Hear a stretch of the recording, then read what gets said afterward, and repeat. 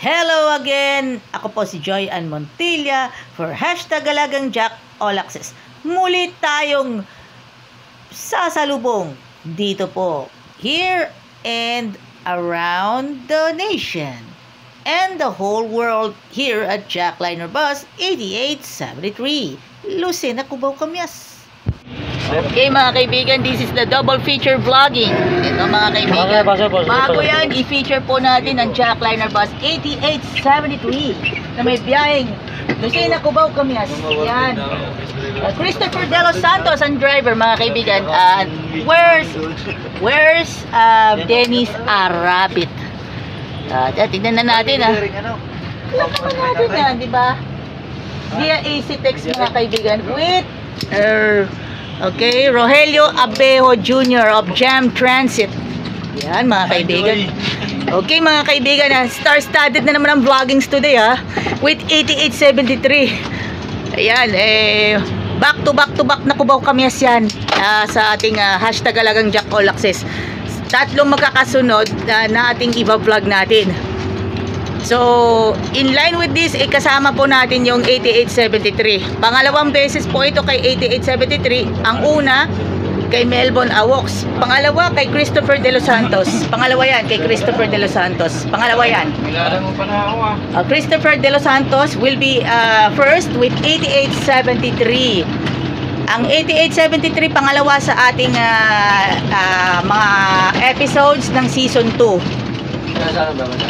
So mga kaibigan po natin, bigyan na natin ng pagkakataon. Sa baba. Market siya. Bigyan na natin ng pagkakataon. We'll have the taste. We'll have the best of the best.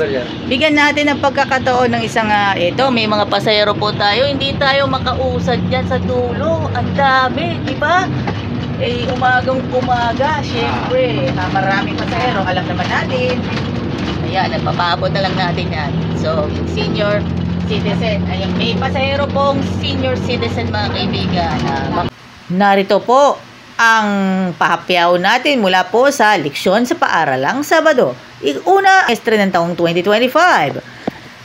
Pagtalinghaga o literal. Ang isa sa mga mahalagang usapin na kailangan harapin ng mga nag-aaral ng propesiya ay kung papaano tiyakin kung ang lengguwahe ng Biblia ay ginagamitan ng literal o pagtatalinghaga.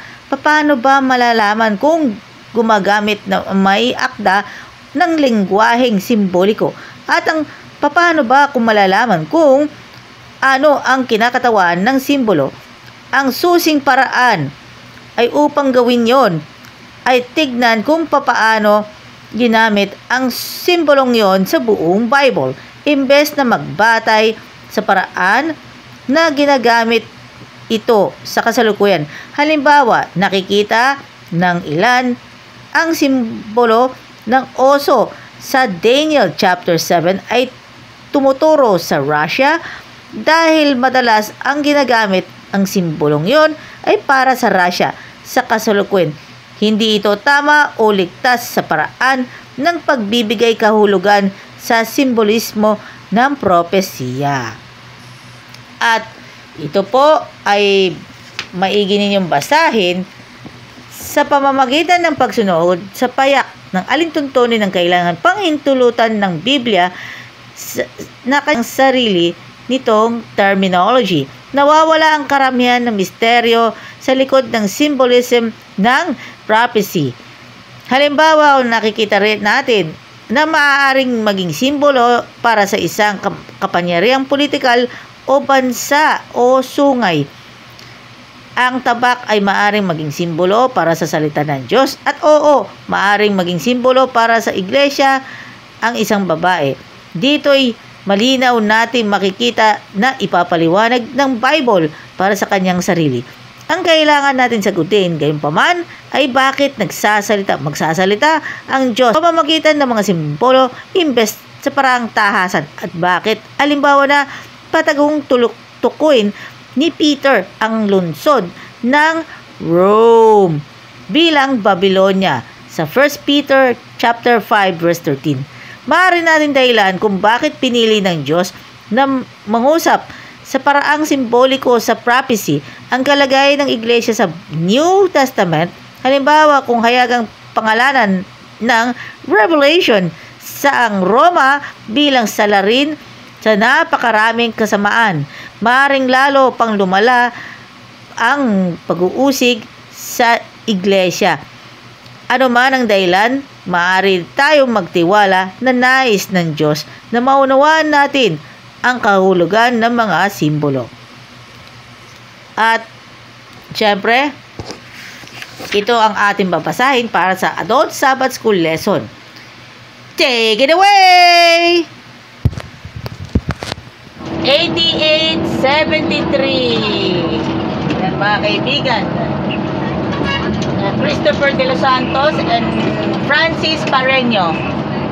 Mga kaibigan, 8873. Idagdagdag po natin kasi syempre in line of the job fair of Jackliner and visitation to GMA Network. Para isang ano lang, para isang puntahan lang, one stop lang.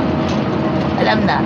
And shout out kay Kuya Orly Trinidad at sa ating bisita from Jam Transit, Rogelio Abejo Jr. Yan, bisita na natin from Jam. Pinuplay na lang, Jay. Pabiho na lang.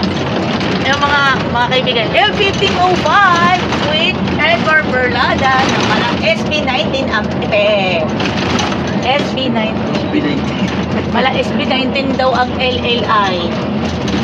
Alabang, Calamba, Santa Cruz, mga Biyahing Lucena, Perlada, Balbastro, saka si Umayas. Now, batin po natin ang ating babatiin po natin for this feature with Jackliner Bus 8873. Especially kay Sir Ray Moreno, K9 Hunter for Jackliner Camias Terminal.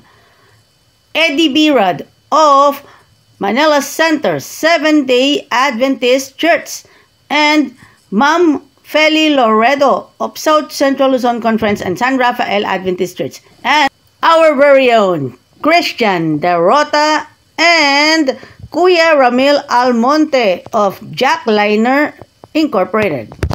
Alagang Jack is getting ready for Harvest 2025.